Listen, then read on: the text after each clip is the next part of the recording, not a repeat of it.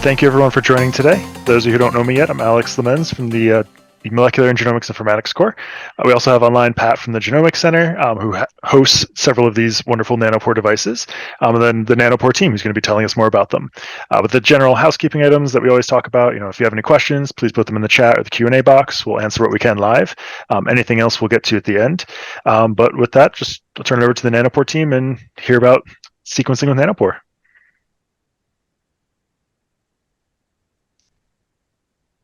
Excellent. Thanks, Alex. My name's Mark Lucas. I'm the account executive for Philadelphia territory, covering New Jersey, Pennsylvania, and Delaware. And I have the privilege to work with Dr. Greg Gagne, who's going to be presenting today. So I'll let him introduce himself and we'll get started. All right, thanks, Mark. Just wanted to point out that we are on campus tomorrow to discuss your experiments with you and any of the applications that we can help you use the systems that are available through Magic and through Pat's core. Let me see if I can escape this here and get rid of that. And that should help. There we go. So my name is Greg Gagne, as Mark mentioned. I've got decades of experience working with nucleic acids from my first moments on campus as an undergrad through today. And I think what we're going to tell you about today is one of those times in history where there's been a remarkable leap forward, basically in the last couple of years, with a technology that is completely orthogonal to using a polymerase or nucleotides and nucleosides to determine the sequence of a nucleic acid. And so that's what we're going to focus on today. Get you up to speed, make sure you have the newest data, and have a look at some applications, please, as well. It's always fun to look at the technology practice. Let's see if I can get the slide to advance. There we go. So I'll start off by introducing where we're at today, and then we'll get into some application space. So basically, we're going to talk about using nanopores to sequence. Nanopores are a very orthogonal approach to anything that is sequencing by synthesis. Using a polymerase, making a copy of a molecule to determine its sequence, as well as the very old school Maxim Gilbert that we used to use back in the day. Our solution is an end-to-end platform. So we start out with a kit that helps you build a library.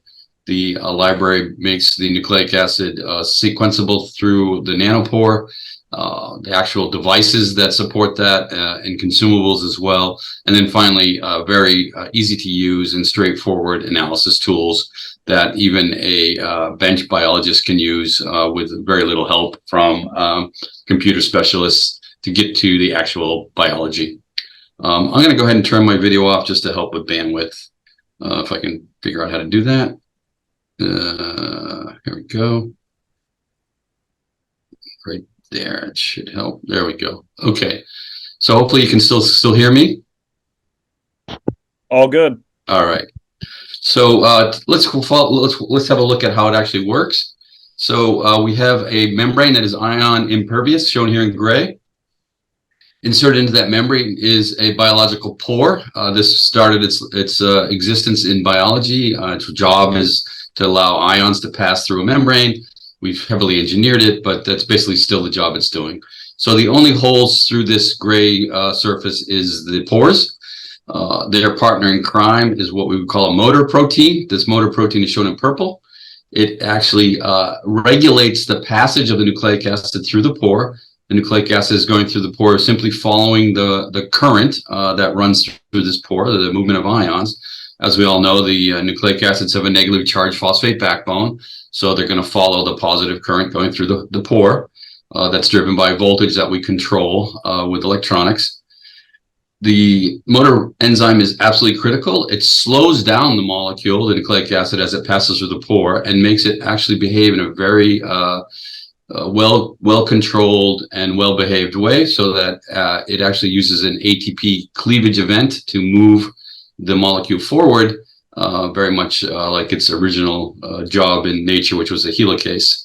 So as you can see here in this cartoon, the strands are being separated and one of the strands is being passed through the pore. If we go to the right-hand panel, what is actually being measured and generating the data is the change in the current from what would be an open pore, whose current would be very high level, it's just unblocked flow of ions through the pore, versus the flow of ions or the current through that same pore while there's a nucleic acid molecule passing through. We call this data squiggle. This is the squiggle data. It is actually the current being measured for this pore in real time as the nucleotides pass through the pore at over 400 bases per second. The speed is regulated by the availability of ATP to the helicase or the motor protein. So basically, then we take this data, this squiggle data, again, this is the dynamic current readout over time, and feed this to a neural network, which has been trained to deconvolute the squiggle into an actual sequence at a single base resolution.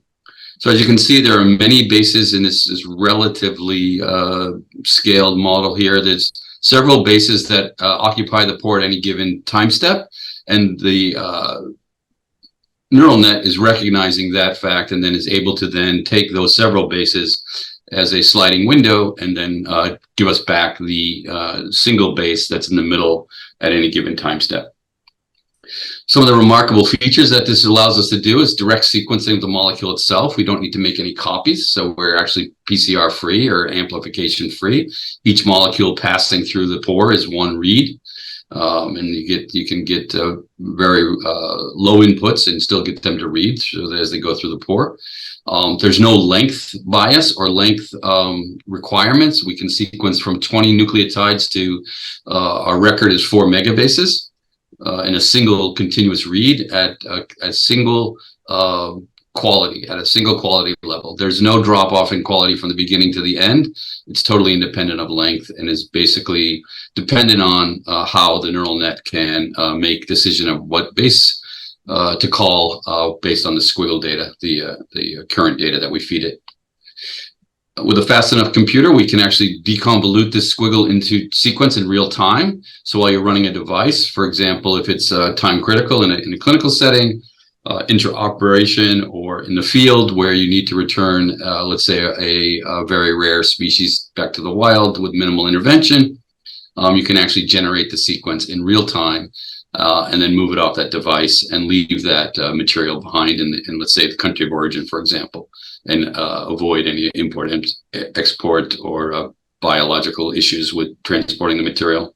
You just walk away with the sequence in real time. It is a very nice combination of biology and electronics. As I mentioned, this pore and the motor protein are actually started their lives out as biological molecules. We've heavily engineered them. But this is very much married to electronics, very high-tech electronics, which allow us not only to collect the current data in real time, but also to regulate the voltage across the membrane for each of these pores, which then allows us to do some pretty cool application space, which I'll mention later. So that's pretty much how it works. Again, please put your questions into chat if there's something that's not clear, but the high points are you can actually sequence the molecule itself without making a copy of it. It's about 400 bases per second, which is very fast, and it is length agnostic. So there's no drop off in quality based on the length, anywhere from 20 to 4 megabases is our internal record. There's one technology used in all of our solutions. So we can do a lot of different things in biology. For example, we can go anywhere from a single nucleotide difference to modified bases, looking at structural variants at the genome scale. Because we can actually look at these small changes, we can do phasing. We can actually tell you which haplotype comes from which parent in a genomic study. And because these length of the read is the quality across the length of a read is independent of the length, and we can get very long continuous reads, it's a very powerful solution for doing de novo assemblies as well. And obviously, if you have a reference genome in the background, it's very straightforward to do alignments to genomes with that reference in the background. We mentioned the bases there already. So we do have solutions. I won't go to each of these. I will mention that I know that Pat's got the GridION in her lab, There are a couple of different solutions here. When you can see the output, again, this is theoretical, so we typically recommend cutting this in half so that you don't get unrealistic expectations, but you get excited when you get to this high number. So the GridION is the one we've got here. It runs 5 independent flow cell devices on this machine. They are all independent. You can start and stop them at any time. And the output here would be well over 100 gigabases in a typical run. And then it's got its bigger cousins, which can actually increase that output up into terabyte levels. We can talk about this in more detail later on.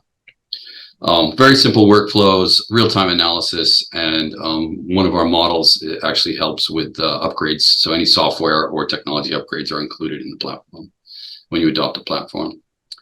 How does this compare to what we've been doing? Obviously, sequencing by synthesis has been around for decades. The patents are now gone on into not patented anymore. So the 17 years is up. But it's great technology. We've used it. There's huge amounts of sequence data generated, really focusing on variants at the single nucleotide level, small changes. It has challenges when you look to big scale, as well as when you want to look at any base modifications. So this is where we're really going to hit our stride, looking at copy number variants at the genomic scale, looking at structural variation, which is very difficult to do with short reads. And then obviously, if we're going to make a copy of the molecule when we're making the library, we're going to throw away any base modification information that we've got. So we don't do that. We get to modify, get to offer you epigenetics without any changes in the lab. It's really quite powerful. So what about our simplified end-to-end solutions? The library prep is very easy.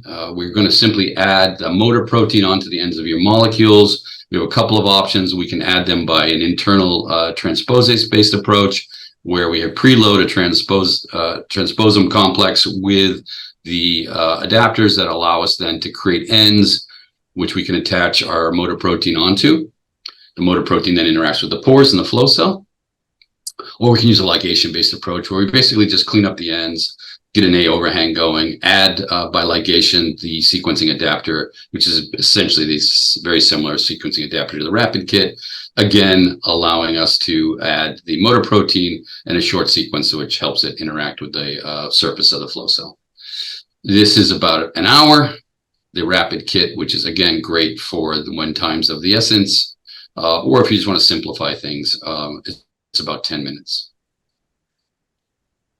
As far as data analysis, we have a couple of good approaches. We have the ability to offer you a cloud-based approach, all the way to a very active community that's working with developing software in their own labs and make it available through GitHub. In the middle is sort of a middle ground where we have full workflows that we can implement on your computers, or you can implement. They're very much application-based, and they run basically start to finish with the output from the sequencer itself, and get you back on most occasions either a BAM file, which allows you to interact with a genome browser, or actual PDF output of figures for publication or reports.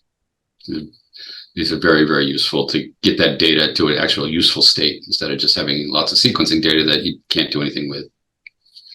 So as I mentioned, we've had a fantastic increase in our capabilities in the last couple of years. And so I want to kind of get everybody up to date, particularly those that might have some predisposed notions of how things work.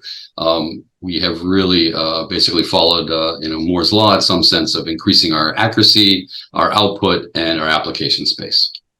So a quick summary, I won't go through all of these, but we've greatly improved our ability to look at base modifications. Our accuracy is greatly improved, and I'll get into that in more detail. We've introduced a much larger flow cell. It's five times larger than the MinION flow cell. We're actually able to look at both strands of a molecule now, and this is a little bit out of date. We've got this released now into a beta mode. We've added the ability to look at short molecules, so it's no longer a long-read platform. We can resequence cell-free DNA, for example, short molecules, all the way up to very long genomic fragments in the megabase scale. We've added the ability to look at and sequence the output from 10x Genomics Chromium, as well as the Visium, and we'll get into that in more detail. And then we've really upgraded our computational end, both with additional computer power. We all know how rapidly this changes, and we've kept up by modernizing our file outputs format, as well as married the advanced computer capabilities with a new base caller that's much faster, and then allows you to actually run with no loss of accuracy or throughput to run more flow cells in real time than ever before. So I'll get into some of these in more details. So let's just remember how this works. So we have a molecule going through a pore. Typically for DNA, it'll be a duplex. Doesn't have to be, but often it's a duplex molecule. So we have this pore. So let's have a quick look at our improvements in the pore. And this led directly to improvements in accuracy. So our previous pore was what we'd call an R9. It has in the barrel here, the hole through the middle, a pinch point. This serves to sort of amplify the blockage, if you will. So if it's open, there's a given current. Then if you pass a DNA molecule through here, an RNA molecule strand through here, the fact that there's a pinch point helps amplify the changes in the current that we can measure. And that gives us a certain accuracy. So what we've done is we've engineered a new core, which has a longer barrel. It actually has 2 pinch points. And this allows then much more rich current data, or the squiggle, if you will, to be fed to the neural network, allowing for increased accuracy of the base calling, particularly when there's homopolymers, which remain to be a bane of all sequencing platforms.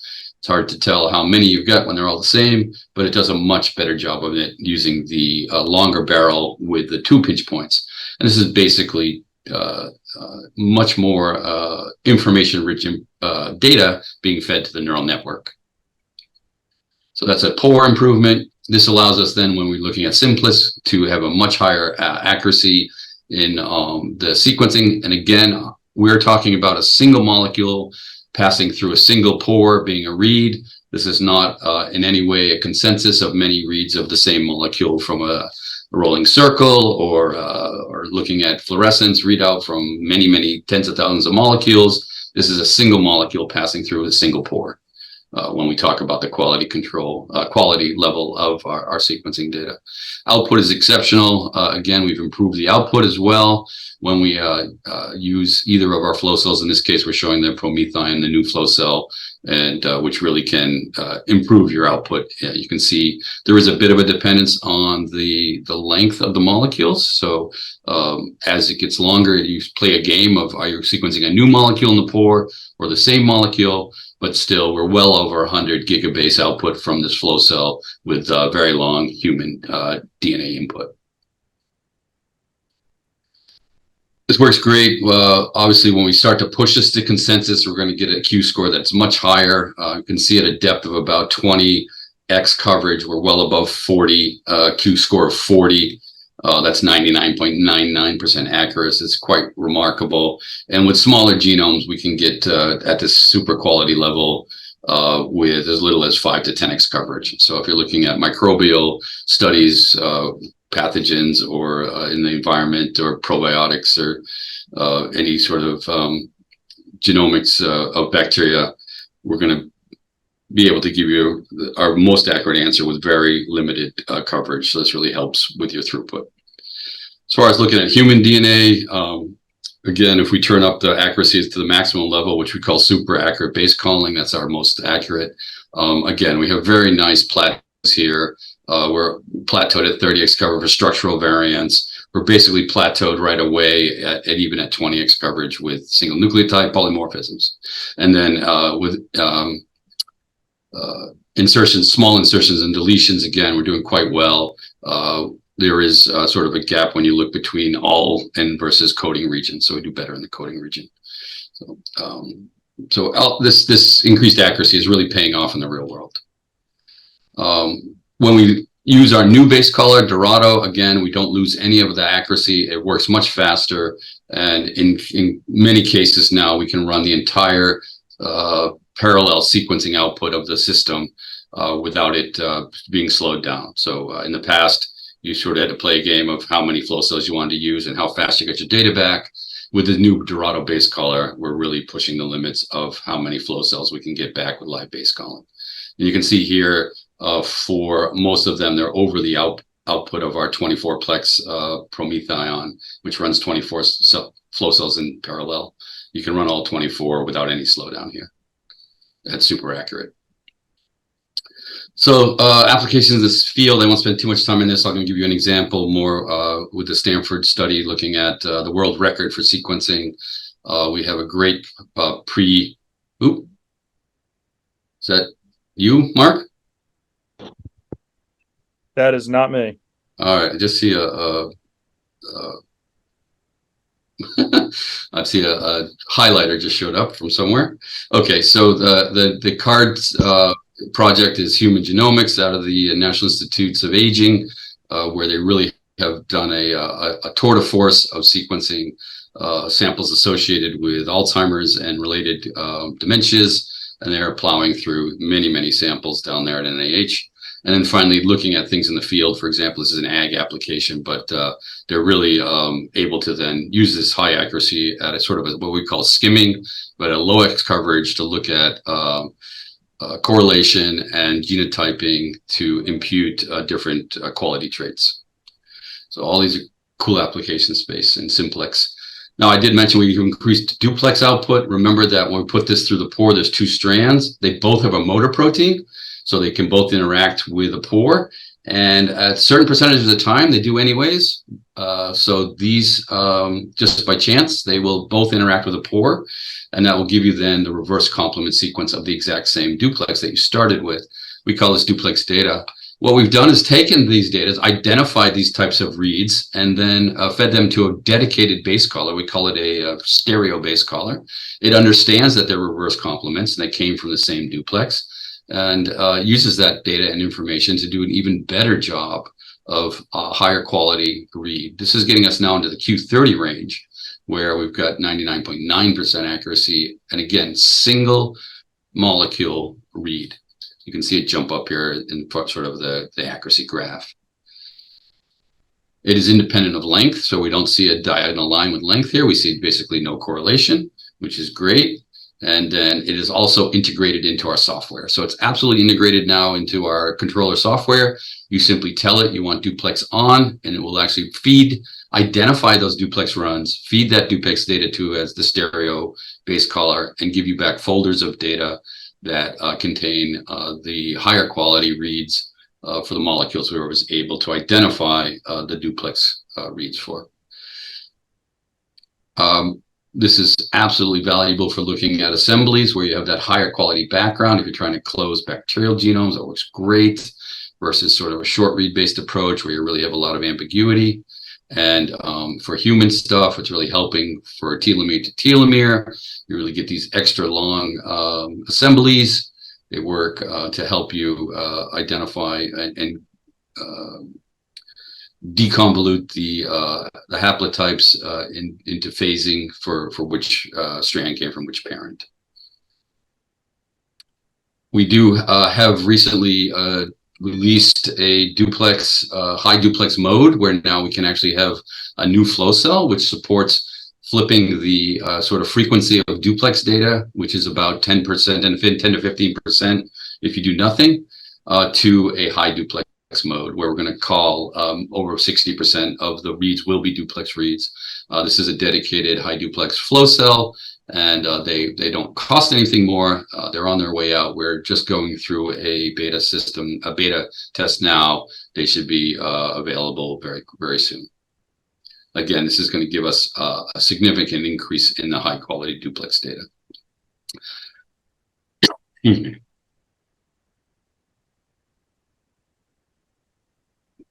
So they're on their way out. This is going to get us into that Q30 space for most of your data. As I mentioned, it's currently in early access, but they should be out very soon. So looking across all investigations, we really have, single read, duplex read, Q20, Q30. When you start to do assemblies with consensus, we're into Q50 easily with bacterial readouts. Very accurate SNP detection. Structural variant calling is really, fantastic. It always has been a strength of the longer read technology. And now we're looking at modifications. I haven't shown you the data yet, but again, remarkable ability to look at the difference between a methylated C and an unmethylated C. So let's segue to that now. So one of the strengths, if I just remind you, we're actually putting the actual molecule itself through the pore.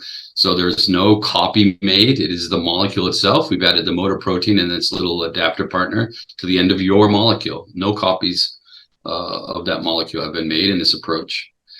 This allows us then to read that molecule itself. And it turns out that the squiggle actually contains the information, whether it's a C or a methylated C, and in this case, it's could be in a CpG context, or it could be in a all possible contexts are context free, and these are different base colors. They're trained up with different data, but in the end, this is data that is included in the squiggle, and we've simply unmasked it with dedicated base colors. It's integrated into the software. You simply click a button and tell it you'd like some data, which base color to use. It will actually put this data in addition to your 4 canonical bases. It'll actually put the modified base data into a new set of folders for you. And now you've started epigenetics basically by clicking a button. Excuse me. This works really well. One of the greatest quotes we've heard is it just works. Customers often say that, there's really nothing extra to do. It's integrated into the standard sequencing modes of the system. And you get back a BAM file basically that allows you to view the methylation state in a genome browser. And it just works. So this is really, really helpful and really low bar to adding epigenetic studies into your mainstream research. It works quite well. Here is looking at synthetic molecules where we know the right answer. We're in the high, well over 99% accuracy, which is remarkable. And then if we add in hydroxymethyl C, which is, again, very difficult to tell the difference, and most sequences can't even do it. Again, we're able to see the difference not only between the hydroxymethyl and the standard, but we're able to accurately call each of the bases on their own with very little false positive or false negative calls on the other bases. So the accuracy here is basically the same or better than sequencing accuracy itself on a number of platforms. Again, no changes to your library prep, no changes to your sample prep. You don't have to do anything for your DNA isolation or RNA isolation. No changes in the lab at all. You simply click a button on the sequencing controller interface. And because this works quite well, works so well, we're actually discovering many more methylated positions than the traditional bisulfite-based approach. We're actually able to identify and confirm at fairly low coverage, at 20x coverage, quite a significant number of additional sites that were previously unknown. We've moved this forward very recently to be context-free. This is an example looking at methylation analysis in E. coli. We're looking at 6-methyl-A now and 5-methyl-C. In bacteria, 6-methyl-A is a very common modification. And again, we get the same sort of ability to distinguish between the unmethylated and a methylated base. It works very, very well. Here's a visualization, of course. Again, you get that BAM file back. That works just fine in the genome browser. Oops. So this is currently available through GitHub, but will be coming out in our newest base caller as soon as that's available and integrated. So what can you do with this sort of thing? This is sort of a tour de force, if you will. The genomic data has been phased. So we have the haplotypes from each parent, we have the proband, and then we have a delta methylation here. You can see one of the parents has a hypomethylated area in this gene here. And then the other parent is the exact opposite. And in the end, we're going to be able to distinguish, what the proband has by looking at its data as well. And then, if one of these alleles is disease related or this state is disease related, now we have a diagnostic output. So this is just, kind of the remarkable sort of thing that you get for free. You simply click a button. Here's an example looking at lung cancer. On the right is gene expression data, where we're actually looking at the full-length transcripts. Again, another side effect of using the long-read technology platform. We get the full readout. And then we can actually then look at the single nucleotide polymorphisms in these genes in this full length sequencing. We can look at the SNPs in the RNA itself and determine which allele is being expressed. That's kind of shown down at the bottom here. And then compare that to the promoter region for the same genes and show that differential methylation that's going on here. In this case, the difference between normal methylation levels and tumor methylations. This is a tumor versus normal experiment in lung cancer. So really great sort of application space of modified bases combined with our accuracy to look at single nucleotides, as well as the ability to get the long read and see the entire region. Let's have a look at some application space next. We're going to look at the ability to do long reads. So a great science cover was actually closing genomes from telomere to telomere.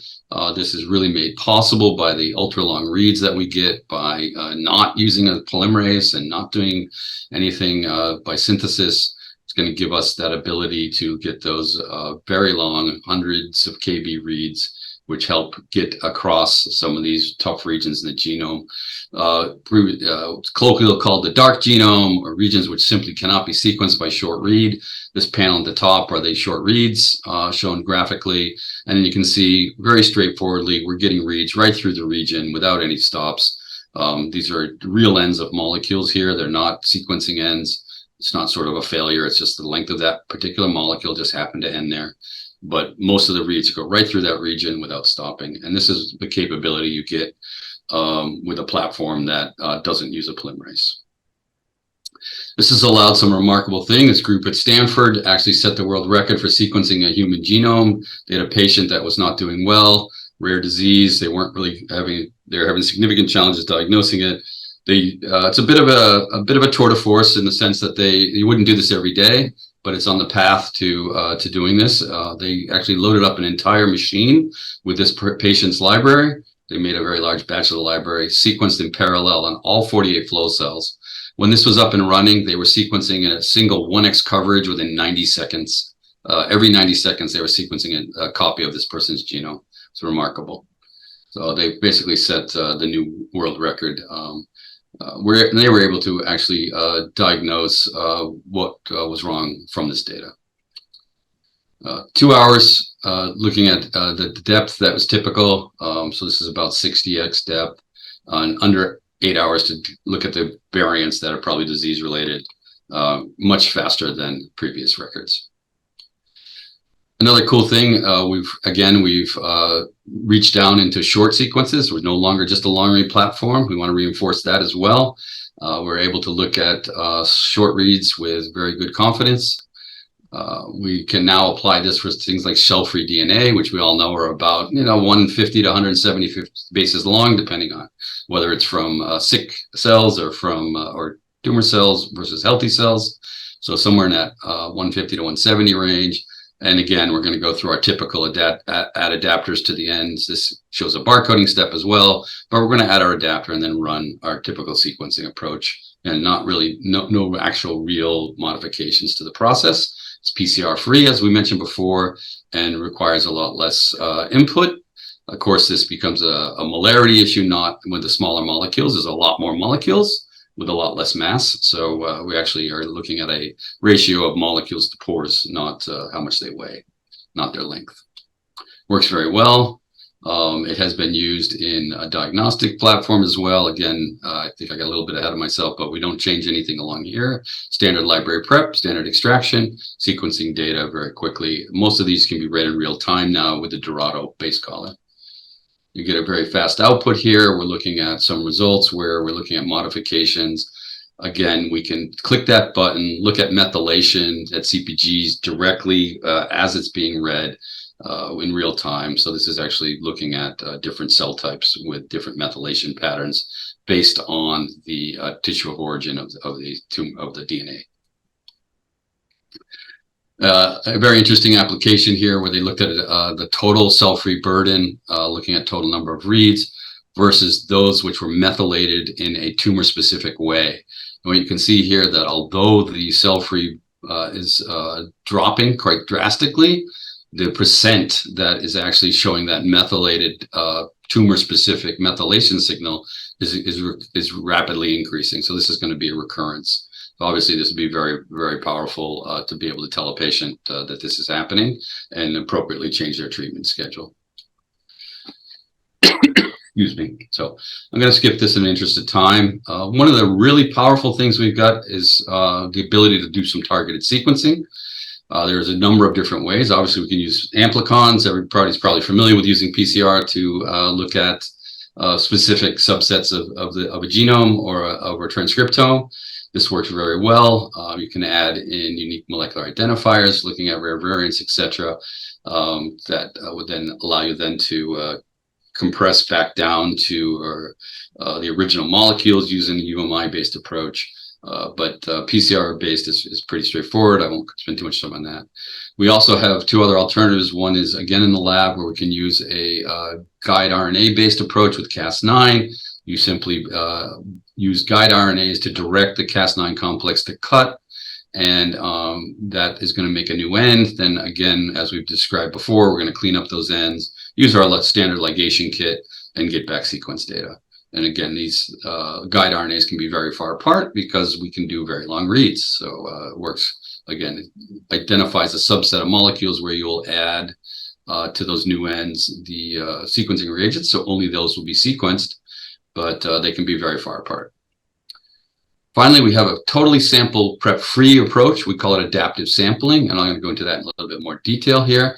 So remember, we're putting the molecule through the pore, and we can actually read these in real time. We can compare this to a sequence file called a bed file. If we like, if it matches the sequence, it actually can, we can tell the pore to keep sequencing. If it doesn't match the sequence, or if we've told it do not sequence what's in this file, we can reverse the voltage on that pore and kick the molecule out. And at that point, it's no longer a molecule that can be sequenced, so it never interacts with the pore again, and it's no longer part of the library. So we can actually greatly enrich the use of our pores for sequences that we want, or again, flip the sign and exclude molecules we don't want from being sequenced. And this works quite well. Here's an example where we looked at looking at adaptive sequencing using the GridION. I'm not showing you this is this is a repeat expansion, but this is looking at the promoter region, where we've actually selectively looked at the promoter region of this and other genes. We looked at about 100. This is a collaboration. That's why I said 151 megabases of total sequence in that bed file that I mentioned, and we were able then to look in the by doing this, and this is a triplet. So we've got the child and the parents, and we can actually look at how this rearrangement, the structural variant, has changed the sequencing, the methylation around this promoter region by this structural variant, which you can see by these changes in the sequence here from the two parents. So this is very likely to be disease related at this point. Using adaptive sampling as well, we can look at methylation. So we can actually say only look at a reduced representation. We don't have to use any lab-based approach. If you're familiar with this, this would be the bisulfate-based approach in the lower bars here. But if we simply tell the sequencer by adding the computer file, the bed file, please enrich everything for these promoter regions or these methylation regions, it will do this computationally, and then greatly increases our ability to look at the number of CPGs from an experiment.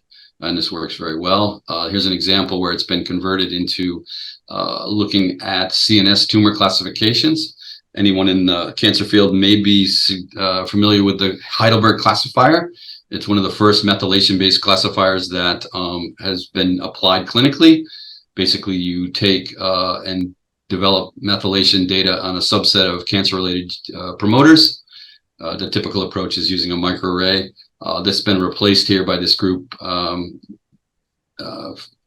sorry, I'm blanking on where they're from. I think it's France. And they have now replaced this process with the application of our RRMS. And we are actually now able to classify these tumors very rapidly using the Nanopore-based sequencing approach and the native ability to call methylated CPGs. works quite well. As you kind of squint at this, it looks pretty much the same here. This is the current state-of-the-art array-based approach, and here's our rapid CNS targeted adaptive sampling-based solution. Works very, very well. We can also look at RNA. So let's go to RNA sequencing at this point. So again, we're going to pass an RNA molecule through the pore. I think we're all pretty familiar. RNA molecules are single-stranded. We do recommend adding a second strand by reverse transcription. Reverse transcriptase is very good at dissolving, let's call it, secondary structure and tertiary structures that RNA like to exist in. So we use reverse transcription to create the opposite strand, just really much just to make it go through the pore easier. The pores are used to looking at these duplex molecules. We add on our sequencing adapters and then molecules that actually help it work, interact with the flow cell. So this works quite well.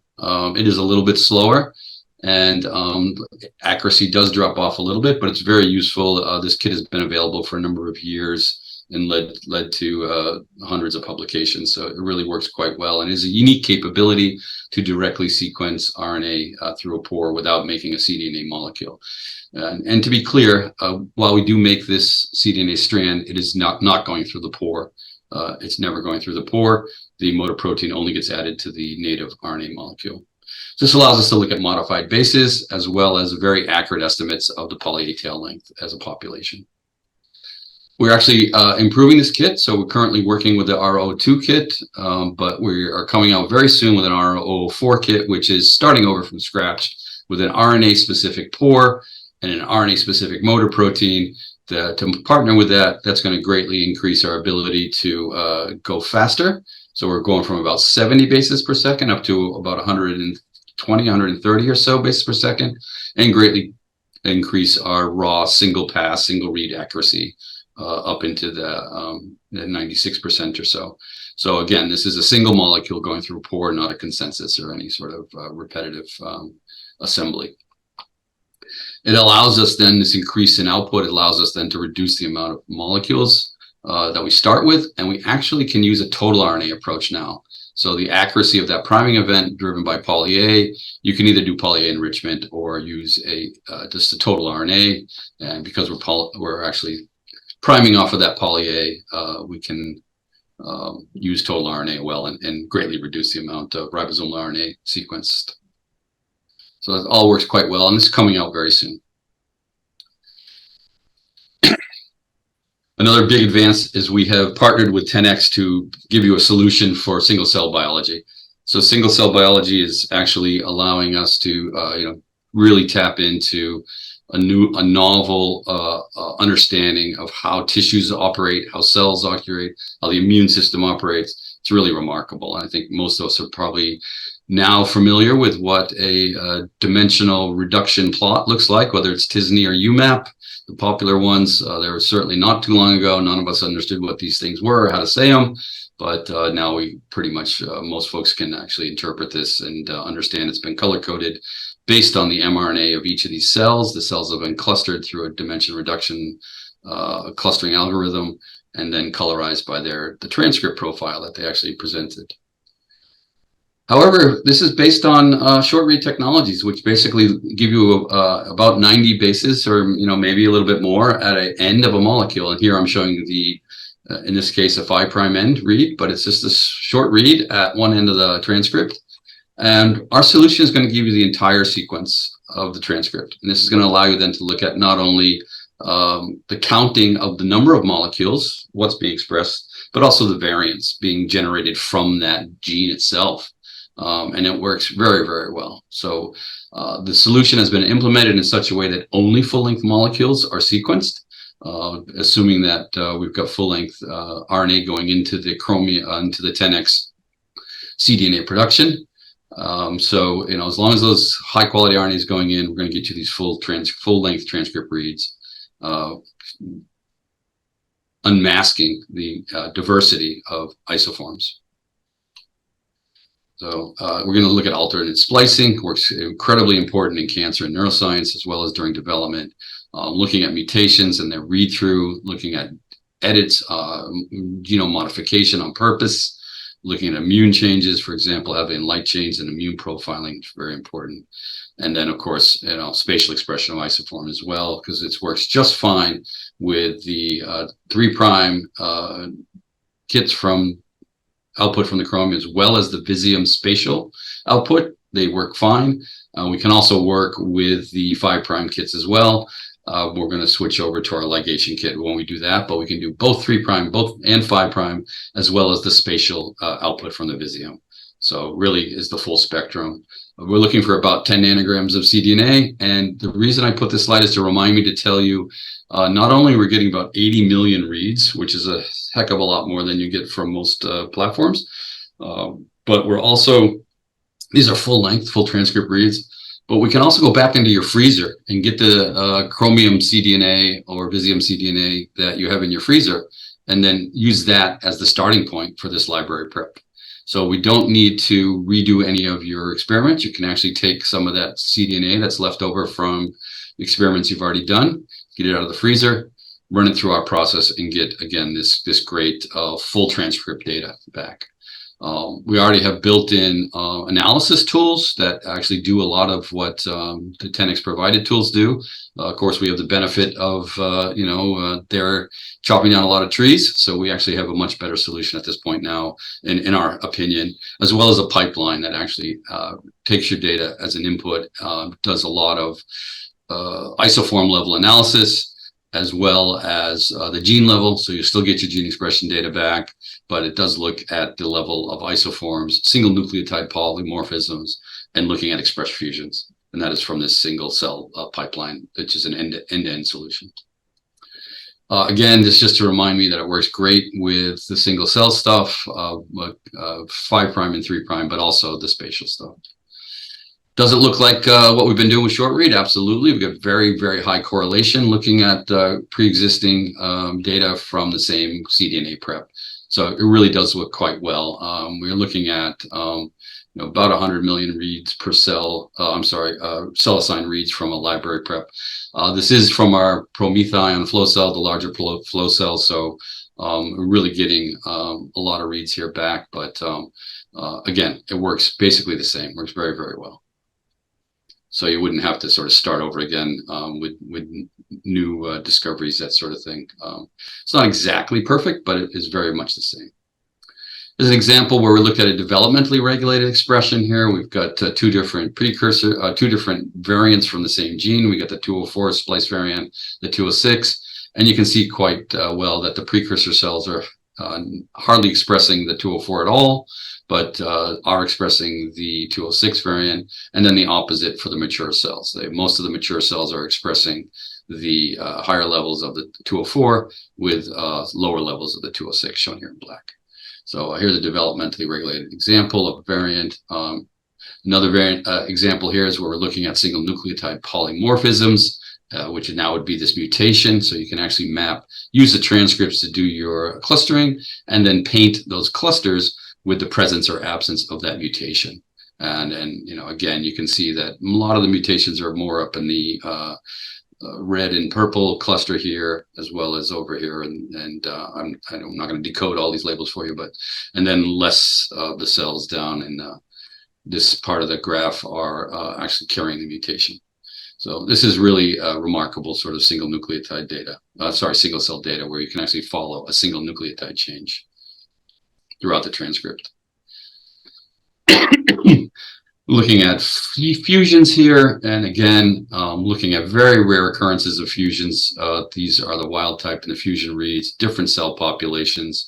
Again, the cancer cells are, you can see the percentage, whereas the healthy donors, very low percentages. But again, we're detecting very rare events here because it's basically unambiguous. It's very unambiguous sequence as it reads right through the region, giving you the entire transcript sequence. Let's combine all this data together, where we're actually looking at mutations, expression of mutations in the gene expression data, and then looking at sort of allelic or isoform frequency in different tissues here. Again, it's a little complicated, but on the right is the expression level, looking at different mutations. And then the tumor is the red bar here. These are tumor mutations. And then looking at the actual abundance of the different variants in different populations. So normal versus tumor on the top. And then we've got the myeloid lineage cells here, again, identified by their transcripts, overall transcription, and versus the T cells and natural killer cells. And you can see very, very interesting changes here. Okay, immune approaches, for those of you interested in immunology, again, because we're reading the whole transcript, we can actually give you very nice paired data. We can look at allelic expression between different haplotypes using the single nucleotide data. And this is changing, this data here is in response to a vaccine. So it's actually changes before and after the vaccine. So again, cell types defined by the transcriptome of each cell, and then haplotypes defined by single nucleotide accuracy that's available from the mRNA sequence itself. So again, we've got an end-to-end solution. We are, again, changing the way sequencing is done. We've made remarkable advances, not only in accuracy, but in application space based off of that accuracy. Modified basis is sort of a really strong point right now with the technology. So hopefully you found something that you're interested in there today. I really appreciate you spending time with us. We will be on campus tomorrow, as we mentioned at the beginning. I should get my Fitbit to work. We have a few minutes left here to take your questions and address any open questions, or maybe Pat is willing to say something as well. So I'll stop there, and I'll just share the slide, but go back to turn on my video if I can remember how. There we go. All right, and I hope everyone enjoyed the presentation. Yeah, thank you for a great presentation. Yeah, thank you, Greg. That was terrific. Can I ask you to comment a little bit on, if people want to get started on a small project, how they can use like the P2 Solo, for example, with our current equipment without having to create, a lot of expense, right? Sure, absolutely. So the P2 Solo is kind of a very low entry point where I'm trying to, don't just look away. I'm trying to get back to the beginning. I don't make anybody car sick. So the P2 Solo is a sort of, as you point out, a great starting point for, where'd it go? I have a very active mouse. Here we go. So the P2 Solo is actually a machine here that will plug into the equipment you have the grid eye on. So the P2 Solo will run 2 of our larger flow cells. So your output will be, let's say, from each flow cell over 100 gigs easily. With a smaller project with bacterial genomes or smaller molecules, you'll get like cDNA. You should get well over 100 gigs or 100 million reads for transcript data. It actually plugs into the GridION. What comes out the back of this sequencer is a single USB-C cable and a power in. But so it plugs into the GridION that you already have. It uses the compute power in the GridION to run the sequencer, as well as the base calling. And then, of course, once you have the squiggle data, you can take that off the machine and do the more, you wouldn't do your downstream analysis on the sequencer. You want to free it up for more sequencing. So that point, we have what we call a CapEx free model. And of course, Mark's the expert on this, but just for continuity, I'll just mention it's a very low price point, and it can be added directly onto the equipment that you already have. So really it becomes a question for you, Pat. How do you build the threshold to actually make the leap and provide that for your investigators? The way we work it is you basically buy the consumables. We don't charge you for the machine. So you would have the machine available to use for a year as part of the package that gets you the consumables that you need to run it anyways.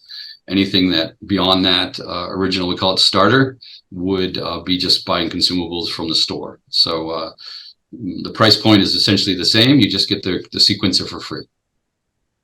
Right. And so then when we're ready to go to the PromethION, the full scale thing, is that also like a reagent package? Yeah, yeah. So at that point, we would absolutely have the ability to offer you an upgrade to the P24, which would be the next size up. They also have starter packs that make more sense for running 24 flow cells at a time. That starter pack typically will come with 192 flow cells. When you move up to that size, they're in 4 packs, so you get 4 flow cells per package. And the rest of it is basically this match with the number of libraries. You get more library kits. By the way, all the starter packs come with libraries and, library kits. We don't give you a library. and the flow cell. So you get the ability to start running it immediately, basically after training. The P24, again, the size of that starter pack would be appropriate for running 24 flow cells in parallel for projects that or use. Even I wouldn't even call it a project, because you would have the ability then to start and stop a flow cell at any point in time out of those 24 positions. They don't talk to each other. They aren't in any way married to each other. So from a project point of view, it could still be a 2 flow cell project, or it could be a 24 flow cell project where you've got it, you've got a larger cohort or a larger matrix with time, treatment, cell lines. It doesn't have to be clinical, right? So translational is fine. You want to address that matrix before your grant deadline. You use all 24 positions, and the cost is exactly the same. Okay, and then the questions, Alex, do you want to handle the Q&As? Sure. Yeah, we have one in asking about, can we use nanopore sequencing for clinical routine diagnostic purposes yet? So as is in the US, that's always the first question. If we're going to do this in the US, there's this fancy thing called a laboratory developed test. Laboratory developed tests are being widely used. And we do have a number of ongoing efforts to actually do fully FDA cleared IVD testing on our platform. And that's in progress. As I'm sure you know, that takes years. But in the middle ground, we have what is called Q-Line. It is a number of products, both consumables and sequencers, that have a longer lifetime. So they're sort of locked down for good, GMP and good lab practice, where we've got more paperwork with those products and more longer guaranteed lifespan on those products, with a little longer warning as well. So I did talk about rapid improvements, and sometimes that can be a little painful if your time scale is years, because we're making a change on a scale of quarters or months sometimes. And it doesn't like you have to do the change. It's more like, okay, this is much better than that. You should switch to it, right? So, or you can keep doing what you're doing. With the Q line, what we call a Q line, it's really directed at those folks that want more stability. So if you're running a test, you want a higher warning because you might have to schedule a validation of the new version into your pathway before you switch to it, that sort of thing. So we have the full gamut from LDT. You just buy the sequencer. You use it for your purposes. Don't tell it, we don't come and watch you, I guess is the way to put it. We probably shouldn't say that out loud, but LDT is a thing in the US, and it's very much active. Yeah, and so I can comment, our CLIA lab does LDTs all the time. So if there is somebody who is really interested in using this platform, reach out to us, and we can talk about the feasibility of doing it or not, depending on exactly what the test is. Exactly. And it is remarkably powerful, particularly in the methylation world, but also obviously fusions. I think, it's a bit of a stretch to think of single cell as clinical right now, but it could be a day where you're combining our adaptive sampling with Chromium output, where you don't need to look at the entire transcriptome anymore because you did that preliminary translational work, and now you're using adaptive sampling to only look at a subset of the transcriptome, which is the old school, what we call a pattern or profile classifier. Cool. Thank you. Yeah, and anybody who's interested in that, please reach out to us. We do have a dedicated team that's very much versed in who's doing what around the world, and we kind of focus on our own little territories, and we know what's going on there. But and then a lot of that is, like I said, it's going on, or actually Pat said, it's going on in the CLIA space. It's going on locally, which is the real objective of laboratory developed tests.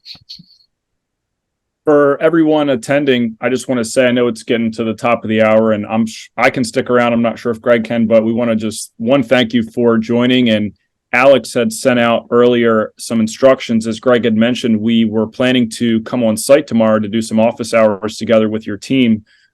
So if you could just follow those instructions, which are just simply emailing me, and we can reach out and set something up. If we don't get enough folks that are able to meet tomorrow, we could always do just a virtual office hours as well tomorrow. So just, there's flexibility there if we don't actually make it up tomorrow. So Greg, can you put that slide? Can you put that slide back up with Yeah, Mark's email address? Do you yeah. have it easily accessible? What was that? A PDF, right?